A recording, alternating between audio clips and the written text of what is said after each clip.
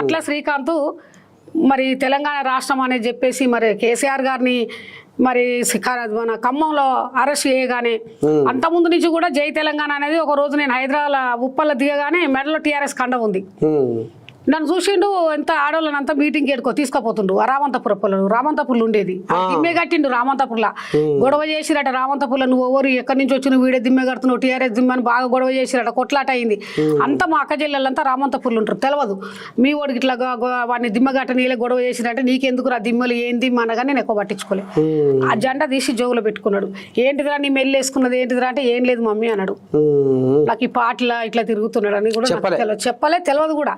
ఆ తర్వాత కాలినాక ఇక రేపు కాలుతాడనగా నన్ను బస్సు ఎక్కించిండు. నేను ఊరికి ఇక్కడనే ఉన్నాం ఇద్దరము.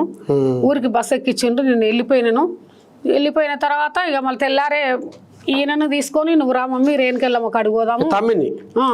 నేను ఫస్ట్ క్లాస్ వచ్చిన కదా రేణుకెళ్ళమ్మ కాడికి పోదాం అన్నాడు. ఇక సండే రోజు నేను వద్దాం అనేసరికల్లా 8 గంటలకి ఇక కాలుతానే ఉన్నాడు ఎల్బీనగర్లో.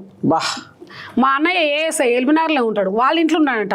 ఆయనకు చైన్ ఉంది. ఈ చేతికి రింగులు ఉన్నాయి. ఈ రింగు కూడా ఆయనదే. ఈ రింగులకి ఇట్లా తీస్తున్నట. ఏంద్రా ఏడికి పోతున్నావు నువ్వు రింగులు చైన్ తీస్తున్నావు ఎందుకురా అని అన్నాడట మా అన్నయ్య. ఏం లేదన్న ఏం లేదా అంకుల్ అన్నాడట. ఏం లేదు కానీ నువ్వు ఎక్కడ పోకు అని అన్నాడట. ఎల్బీనగర్ రింగు రోడ్ దగ్గరే మా అన్న వాళ్ళు ఉండేది. మా ఫ్యామిలీ మొత్తం 11 మంది అయితే అంతా హైదరాబాద్ ఉంటారు. ఒక్కదాన్నే ఊర్లో ఉంటా.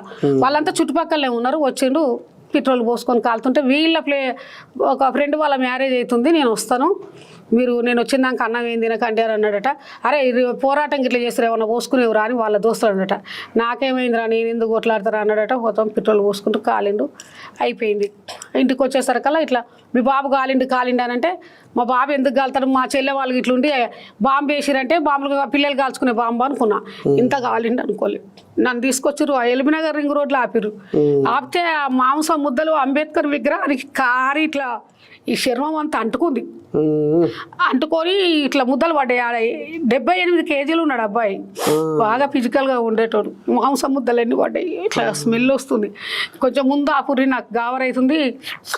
ఏమో చచ్చిపోయింది ఇలా స్మెల్ వస్తుందని అన్న నేను. అది నాకు కొడుకు మాంసం అనుకోలే. ఇసుంటి వచ్చిన తర్వాత వాళ్ళ అపోలో హాస్పిటల్ తీసుకొస్తే బాగా వెయిట్ ఉంటాడు ఆయన. నన్ను 4-5 గంటలకు తీసుకుపోయారు హాస్పిటల్కి. తీసుకుపోగానే ఈ మొత్తం వైట్ క్లాత్ కప్పిరు. ఈ ముఖం ఒక్కటే గిడికి ఇట్లా కాలిందేమో అనుకున్నా. ఇది అంతా కాలింది నాకు చెప్పలే. అసలు ఆయన ఎంత కాలింది కూడా నాకు చెప్పలే. కాలిందంటే అంగే బాంబు వేస్తే అంగే ఇట్లా ఇక్కడ కాలిందేమో అని అనుకున్నా. కాలింది అనుకుంటే ఏంది నాయన ఎందుకు కాల్చుకున్నావు కొడుక ఏంది ఇది ఈ తెలంగాణ ఉద్యమం కోసం కాల్చుకుంటూ ఈ కేసీఆర్ అరెస్ట్ చేసి నాకు అవన్నీ ఏం తెలియదు. ఎట్లా కాలిలో కొడుక నీ కాలు మొక్తా నేను ఏదైనా అమ్ముకొని బతికించుకుంటా కొడుక అంటే మమ్మీ నువ్వు ఏడవకు కానీ నాకు దూపు అవుతుంది కొన్ని మనుషులు పోయి